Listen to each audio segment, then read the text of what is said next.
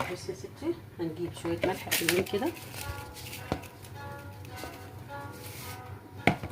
مثلا دول قد 4 معالق ملح كبار، وعليهم معلقه شطه، معلقه كركم. بس كده هنخلطهم كلهم في بعض.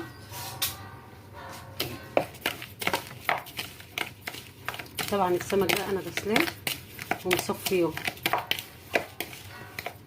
لازم تصفيه من الميه بتاعته اهو بالشكل ده. بسم الله.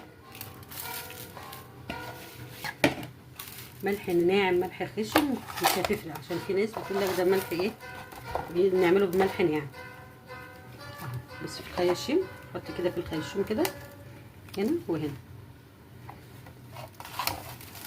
تتبليها كأنك بتعملي سمكه هتحمريها، الملح يبقى مغطيها من الجنبين.